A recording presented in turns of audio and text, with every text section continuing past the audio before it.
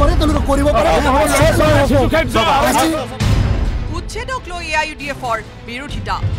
ৰিহেবিলিটেশ্যনৰ ব্যৱস্থা নকৰি কোনো ধৰণৰ উচ্ছেদ কৰা নচলিব এই সকল ভাৰতীয় এই সকল অসমীয়া কোনোপধ্যে উচ্ছেদ কৰা এটো সহ্য কৰা নহব সৰকাৰি মাটি বেদখলকাৰীৰ পক্ষত এআইইউডিএফৰ বিধায়কৰ উকালতি অত্যাচাৰ বন্ধ কৰিব লাগিব অত্যাচাৰ বন্ধ কৰিব লাগিব ৰাষ্ট্ৰীয় ঘাইপথ অবৰোধ কৰে গ্ৰেপ্তাৰ হল এআইইউডিএফৰ 8 জন বিধায়ক আমি হাজাৰবাৰ আমি গ্ৰেপ্তাৰ হবলৈ ভয় নকৰো সৰকাৰে কৰা উচ্ছেদ তেওঁলোকৰ মতে অবৈধ এই অমানৱীয় অত্যাচাৰৰ বিৰুদ্ধে আমি আজি মাহেৰ বান্ধি থিয় দিছো কিন্তু সৰকাৰি মাটি বেদখল কৰি থকা কাৰ্য এআইইউডিএফৰ এই কেইজন বিধায়কৰ মতে বৈধ নেকি তাতে উচ্ছেদিত মানুহখিনিক সংস্থাপন কৰিব লাগিব আৰু পুনৰ সংস্থাপন অবিহনে কোনো মানুহ হাফিজ বসিৰ আহমেদ কাসিমি ডক্টৰ হাফিজ ৰফিকুল ইসলাম আমিনুল ইসলাম আশৰাফুল ইসলাম কৰিমউদ্দিন বৰভূঞা শামসুল হুদা মিজানুৰ ৰহমান নজৰুল ইসলাম এই কেইজনেই হৈছে এআইইউডিএফৰ বিধায়ক বৃহস্পতিবাৰে উচ্ছেদৰ বিৰোধিতাৰে ধুবুৰীৰ চিৰাকুটাত ৰাষ্ট্ৰীয় ঘাইপথ অৱৰোধ কৰি সাব্যস্ত কৰে প্ৰতিবাদ উচ্ছেদ বন্ধ হবই লাগিব ৰিহেবিলিটেশ্যনৰ ব্যৱস্থা নকৰি কোনো ধৰণৰ উচ্ছেদ কৰা নচলিব এই সকল ভাৰতীয় এই সকল অসমীয়া অসমৰ নাগৰিক ভাৰতৰ নাগৰিক গতিকে ল্যান্ডলেস মানুহ ভূমিহীন মানুহ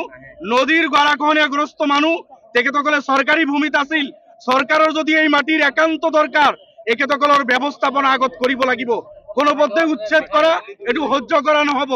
গতিকে যিসকলৰ ঘৰবাৰী ভাঙিছে চৰকাৰে 10 লাখ কৰি ক্ষতিপূৰণ দিয়ক আৰু এই সকলক এই চাপৰ সাৰ্কুলাৰ আন্ডাৰতে মাটি দি ৰিহেবিলিটেশনেৰ ব্যবস্থা কৰক আমি ইয়াতে প্ৰতিবাদী হবাৰ অন্তত আমাৰ দাবি 17 নম্বৰ ৰাষ্ট্ৰীয় ঘাইপথ অৱৰোধ কৰি উচ্ছেদিত লোকৰ হৈ উকালতি এই সকল জনপ্ৰতিনিধি আৰু উচ্ছেদ কৰাৰ আগতে পুনৰ সংস্থাপন দিব লাগিব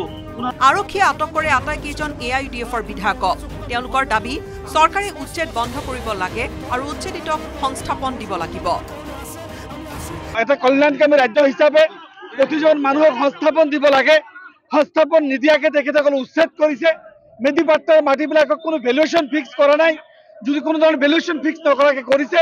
সুপ্ৰিম কোৰ্টৰ যিটো 15 দফীয় গাইডলাইন সেই গাইডলাইন ভায়োলেশন কৰিছে আমি যি দেখিছো এই অমানৱীয় অত্যাচাৰৰ বিৰুদ্ধে আমি আজি মাহেৰ বান্ধি থিয় দিছো মৌলিক অধিকাৰ স্বৈৰতন্ত্ৰ বন্ধ কৰিব লাগিব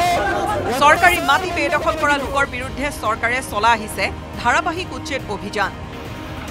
ধুবুৰীত শেহতীয়াকৈ চলিছিল ব্যাপক উচ্ছেদ অভিযান চিৰাকুটাত বৃহস্পতিবাৰে এআইইউডিএফে আয়োজন কৰিছিল বিশাল প্ৰতিবাদী কাৰ্যসূচী পৰৱৰ্তী সময়ত ৰাষ্ট্ৰীয় ঘাইপথ অৱৰোধ কৰিছিল শতাধিক প্ৰতিবাদকাৰীক লগত লৈ এআইইউডিএফৰ বিধায়ককেইজনে অহা দিনত সাংঘাতিক ধৰণৰ গণতান্ত্ৰিক report news 18 Assam north east আটক কৰে তেওঁলোকে কৰিব পাৰে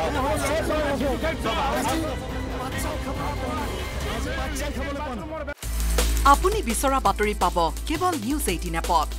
নিউজ 18 এপ ডাউনলোড কৰিবলৈ স্ক্যান কৰক এই QR কোড গুগল প্লে ষ্টৰতো পাব এই নিউজ 18 এপ